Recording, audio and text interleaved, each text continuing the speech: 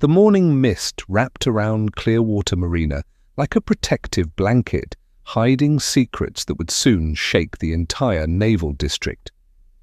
Lieutenant Colonel Jessica Mitchell adjusted the controls of her 28-foot patrol vessel, Ocean's Edge, as she approached Pier 7 in the pre-dawn silence. The boat carried no official insignia, just her name etched in small letters on the hull. This anonymity was no accident. At 38, Jessica had dedicated the past 12 years to naval intelligence operations, earning her position as the youngest senior analyst in the Pacific Fleet through unwavering dedication and an almost supernatural ability to remain composed under extreme pressure. Today's mission was classified, field testing the revolutionary deep scan surveillance system in live conditions, far from the political interference that had compromised previous operations. She had filed her clearance at 03 to 30 hours, burying it deep within encrypted channels where only those with the highest security levels could access it. The test demanded absolute secrecy. Too many previous missions had been sabotaged by attention-seeking officials and media-hungry politicians looking for their next headline. As Ocean's Edge glided toward the restricted pier, Jessica reduced power and allowed momentum to guide her into position. Her movements were calculated, almost ceremonial, securing the bowline with swift precision, adjusting the protective bumpers, checking the deep scan interface one final time. The system had operated flawlessly, its gentle amber glow confirming successful data acquisition. She stood at the pier's edge, inhaling the ocean breeze and watching the first ray of dawn pierce the darkness. Everything was proceeding exactly as planned. The marina remained peaceful, undisturbed, precisely as she had orchestrated. But as she turned back toward her vessel, the sound of heavy footsteps echoed across the wooden planks. Two figures emerged from the security station, their outlines stark against the morning light. Something in their approach told her this wasn't a standard inspection. Officer Kevin Walsh spotted the unmarked vessel the moment he stepped outside, his coffee still steaming in the cool air. Beside him, Officer Brad Coleman finished zipping his patrol jacket, already reaching for his equipment belt. "Someone's lost," Coleman muttered, studying the plain boat with obvious contempt. Too small, too quiet, no proper identification beacon either. They approached with the casual arrogance of men who had performed this routine countless times before. Neither bothered to verify their assignment logs or confirm Pier authorizations. In their minds, Pier 7 was their domain, and this woman, whoever she was, had no business being there. The first red flag should have been her composure. Most trespassers stuttered, made excuses, or attempted to flee. This woman simply turned to face them, her expression calm and untroubled, as if she had been anticipating this exact encounter all along. "First contact, ma'am. This is a restricted pier," Walsh announced, his voice carrying the practiced authority of someone accustomed to immediate submission. "You cannot dock here without proper authorization. Identification, please." Jessica studied both officers for a moment, observing their body language, their positioning, the way Coleman's hand already hovered near his weapon. She had commanded soldiers in combat zones who displayed more restraint than these two showed in their own marina. "My authorization is encrypted in the security database," she replied quietly, each word deliberate and measured. "Filed at 03 and 30 hours. Coleman scoffed, exchanging a knowing glance with his partner. "Security database? Lady, this isn't some civilian boat rental. Pier 7 is military restricted. You're trespassing." Walsh stepped closer, his tone hardening. "What's your name? And don't make me repeat myself." Without sudden movements or visible tension, Jessica reached for the leather case resting near the helm. The moment her hand moved, Walsh's fingers went to his weapon. "Don't move," he barked. She froze, then slowly lifted the case by its handle and opened it. Inside was her official identification folder, crisp and regulation. She extended it toward Walsh with the same calm precision she would use to hand over documents to a colleague. Walsh barely glanced at the identification before throwing it onto the deck with theatrical disgust. "This is counterfeit," he declared. "You're claiming to be some lieutenant colonel of what? Naval intelligence? In that piece of junk?" The ID lay face up on the fiberglass, morning light catching the official seal. Anyone who bothered to examine it closely would see the security features, the proper formatting, the photograph that matched the woman standing before them. But Walsh and Coleman weren't looking. They had already decided what they wanted to see. "Step back. Hands behind your back," Walsh ordered. When Jessica didn't immediately comply, he shouted, "Now!" The sound startled a seagull from the nearby post, its cry echoing across the still water. Jessica complied without protest. She stepped back, turned, and placed her wrists behind her, her expression unchanged. She didn't speak, didn't argue, didn't threaten consequences. She simply stood still and waited. The plastic restraint snapped tight, unnecessarily tight. Coleman stepped aboard Ocean's edge like a man entering his own garage, ready to inventory his discoveries. "Let's see what our lieutenant colonel here's been hiding," he muttered, beginning his systematic destruction of everything she had worked to protect. In that moment, as Jessica knelt on the pier with her face pressed to the wooden planks, the real test began. Not of her surveillance system, but of something far more fundamental: how authority behaves when it believes no one is watching. The humiliation. People had started to gather now. 3 joggers had stopped at the end of the pier, curious about the disturbance. A woman near the fuel station paused with her phone raised, already recording. Someone in a maintenance uniform stood by a piling, not interfering, but not walking away either. Coleman worked methodically through Ocean's Edge's compartments, pulling out emergency supplies, equipment cases, and a compressed rescue raft, tossing each item onto the pier with theatrical contempt. The careful organization Jessica had maintained was destroyed in minutes, her equipment scattered like debris from a hurricane. "You're awfully quiet," Walsh observed, crouching beside her on the pier. His hand pressed down on her shoulder, forcing her face against the wooden planks. What happened to all that Navy authority? No threats? No superior officer coming to rescue? "You?" Jessica's breathing remained steady, in and out, controlled. The restraints were cutting into her skin now, but she didn't shift position. Her knees burned against the deck, her shoulders ached, but her posture never wavered. She stared at the reflection of the pier post in the calm water, waiting. Then Coleman found the embedded deep scan console. "What the hell is this?" he demanded, yanking the panel open. Cables snapped as he examined the still active screen. The system blinked once, displaying weeks of carefully collected intelligence data before his boot came down hard. The screen shattered with a low crack. Months of development work, irreplaceable surveillance data, destroyed in an instant.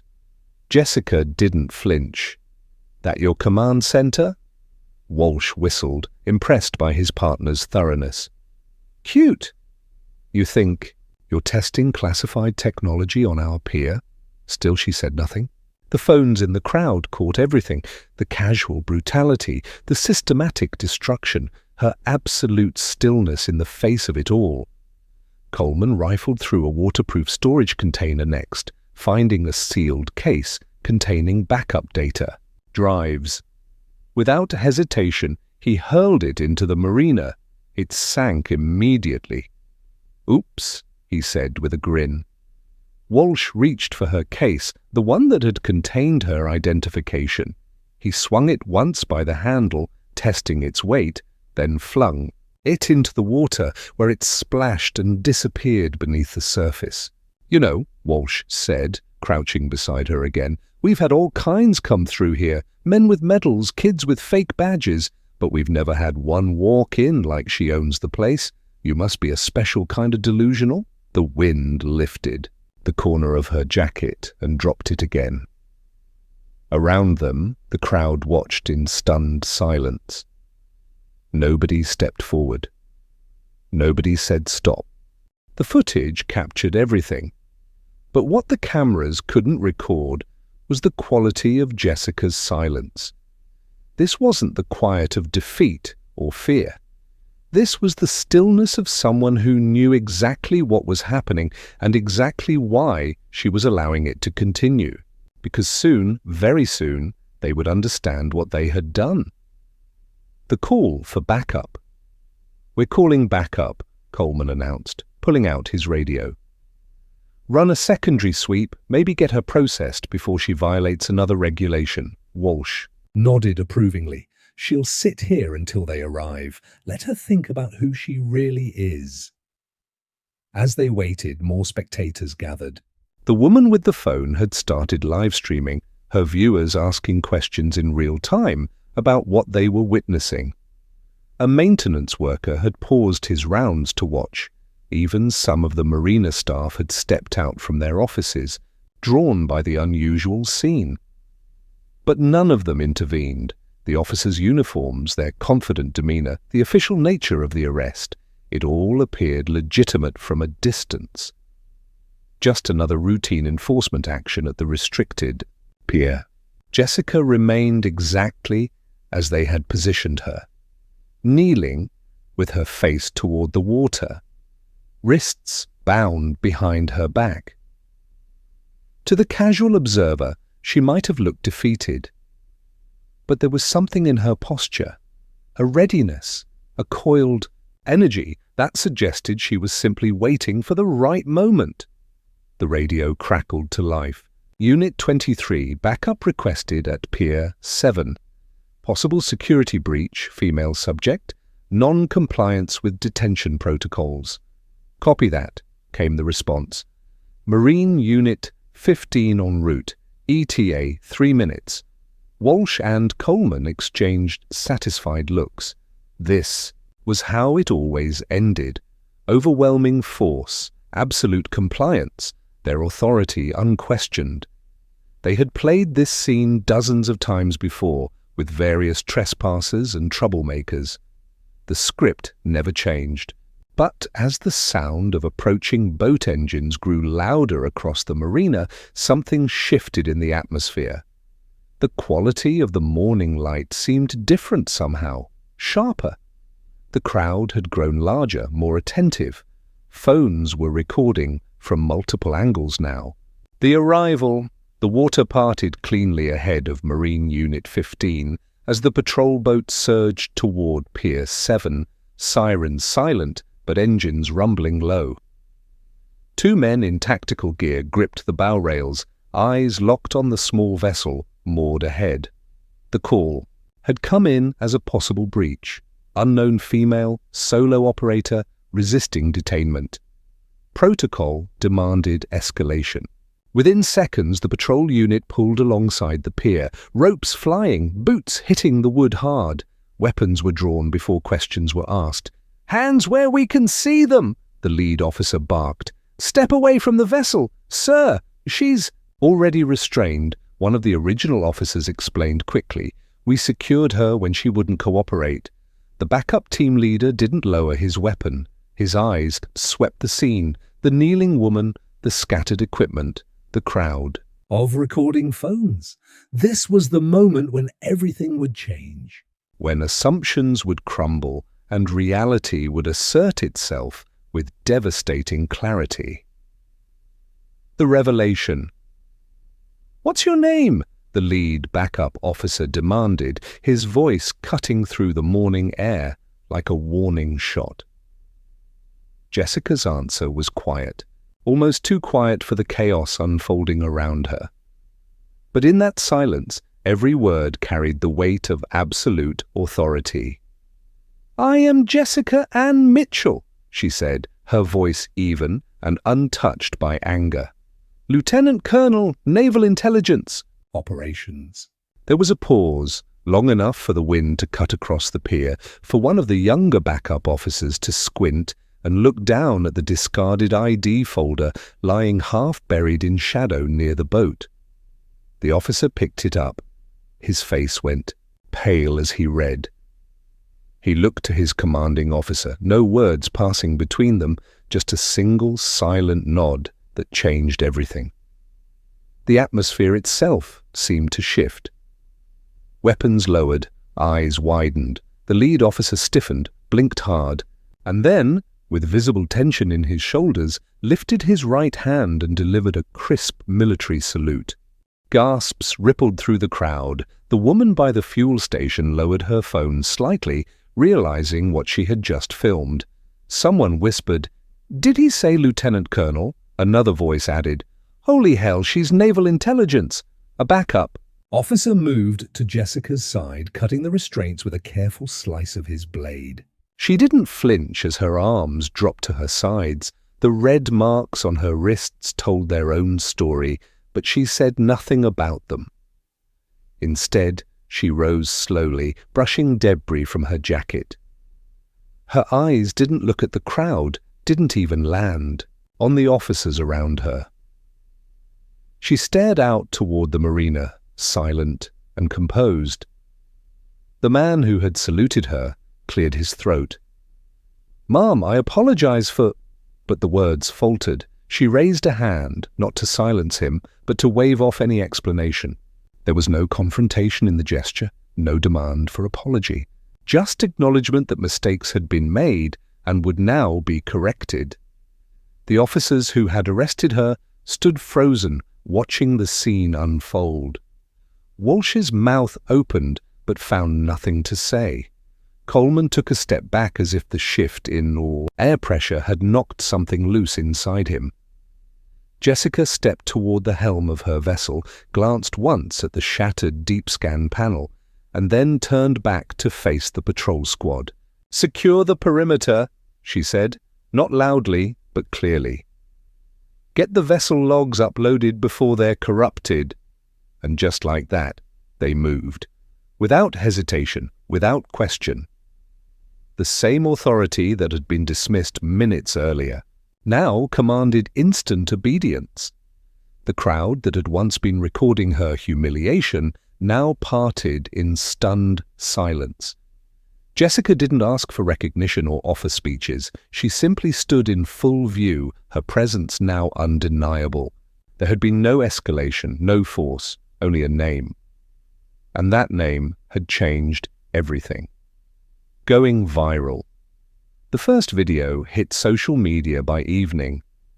42 seconds of clear, unbroken footage showing a woman kneeling on a pier, zip-tied and silent, while two officers ransacked her vessel and threw her belongings into the water. No context, no commentary, just her restraint against their casual brutality.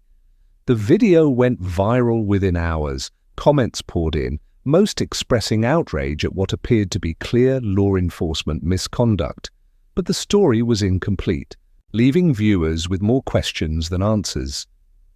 Then, 8 hours later, a second video followed. This one had crystal clear audio. It showed the same woman standing with unreadable composure as a Marine Patrol unit snapped to attention and saluted. A voice could be heard confirming her name and title, Lieutenant Colonel Jessica Mitchell, Naval Intelligence Operations. The response was immediate and explosive. News anchors replayed the moment on loop, breaking it down frame by frame. Commentators questioned why no bystanders had intervened. Social media analysts tracked the video's spread across platforms as Lieutenant Colonel Mitchell began trending worldwide.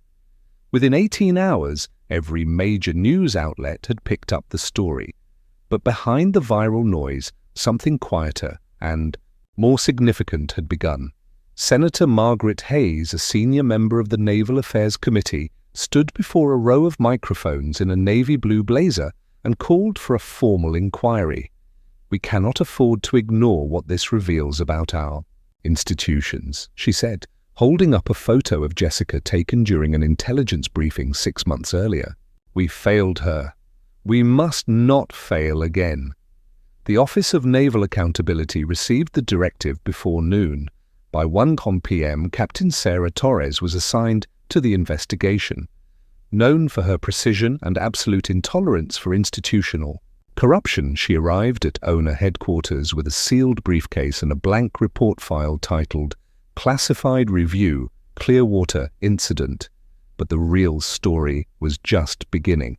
As Torres started pulling records and requesting interviews, a pattern began to emerge. One that suggested Jessica's treatment wasn't an isolated incident, but part of something much larger and more systematic. The system exposed. Captain Torres worked alone for the first 72 hours, requesting unredacted arrest records, Pier entry logs, system access traces, and service complaints from the past 3 years at Clearwater Marina. She received everything she asked for and more. Buried within digital archives were dozens of complaints filed by junior officers and civilians, each pointing to procedural violations, abuse of authority, and dismissal of proper identification. Every single complaint had been closed under the same set of signatures, reviewed, deemed non-escalatory, risk minimal. One name appeared repeatedly in the chain of command: Commander Patricia Vance. At first, the emails seemed routine, brief, coded, bureaucratic phrases designed to avoid scrutiny. Recommend closure, insufficient escalation, no further review needed. But the pattern was unmistakable. Any complaint involving a female detainee, especially where credentials had been presented, was filtered directly to Vance's desk. From there, they vanished. Torres didn't speak to the media or issue early findings, but quietly she began reaching out to officers who had left their posts without explanation. Some replied within hours, others took longer. A few had moved across the country. All had similar stories. They had witnessed misconduct, reported it, and been isolated or pushed out. Now they wanted justice. The leaks began 5 days after Torres opened her investigation. Internal memos, redacted arrest reports, chain of command summaries with entire blocks of text blacked out, screenshots of denied transfer requests. The tone of public conversation shifted. This was no longer about one woman on a pier. This was about a system that had silenced dozens like her and counted on no one noticing. When confronted with the evidence, Commander Vance's carefully constructed defenses began to crumble. The smoking gun came in the form of an email dated 9 months prior, addressed to a deputy enforcement officer. If she resists, process her. If she doesn't, process her anyway. Silence her that way. The press conference that followed was brief.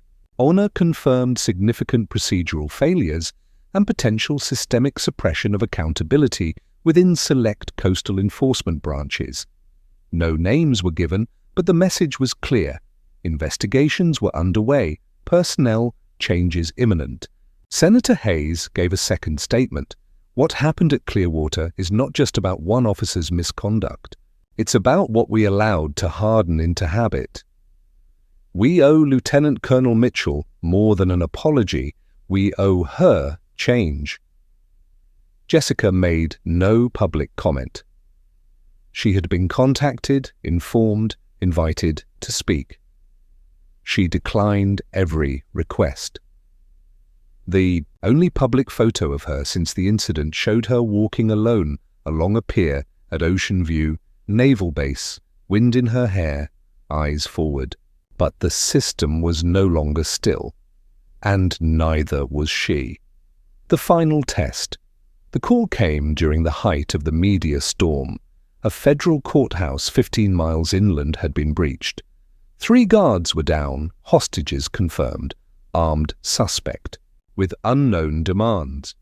Within minutes, the marina fell into lockdown as every available tactical unit scrambled to respond.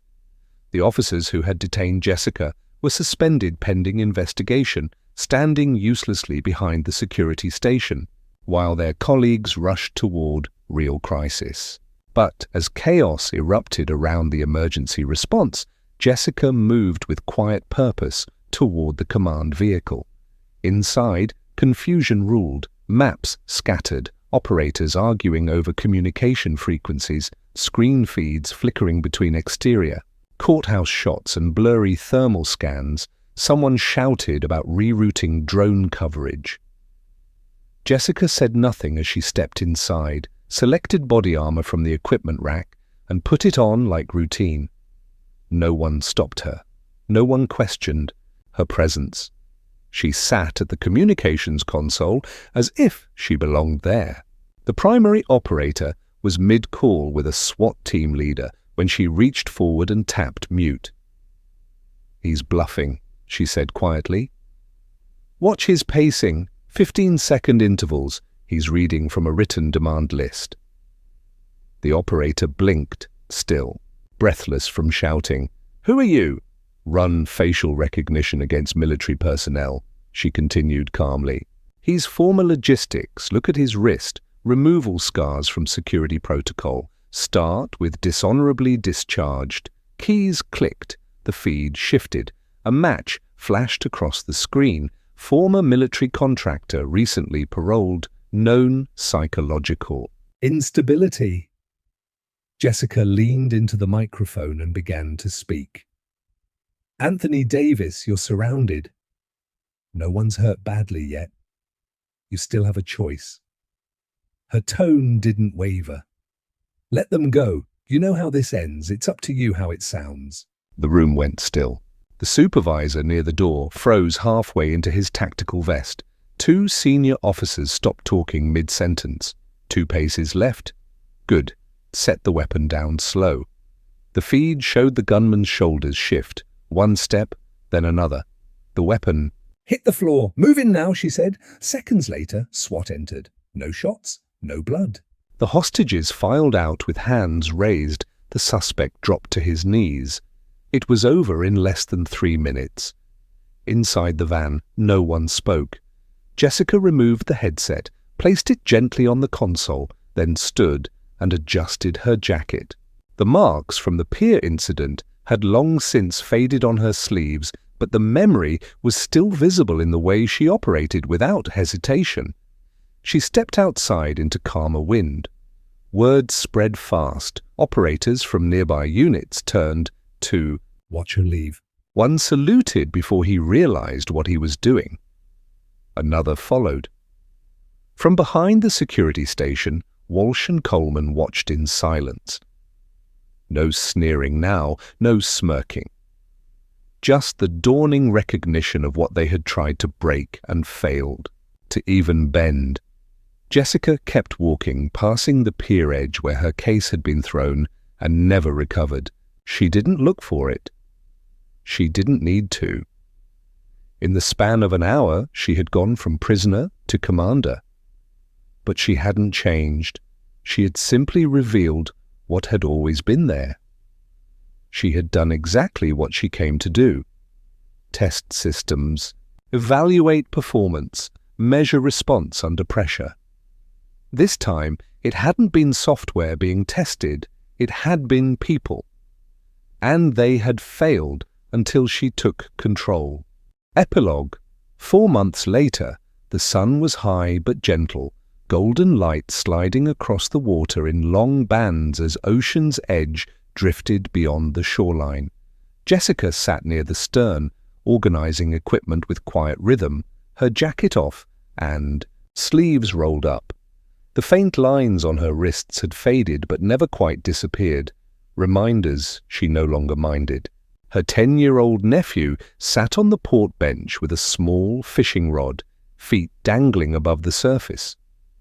Her sister hummed a gentle tune from the bow, too familiar to name, but perfect for the moment. When the fish tugged the line, her nephew gasped with excitement. Jessica moved slowly to his side, kneeling with ease, guiding the boy's hands with her own. "Let it pull, then ease it in," she said softly.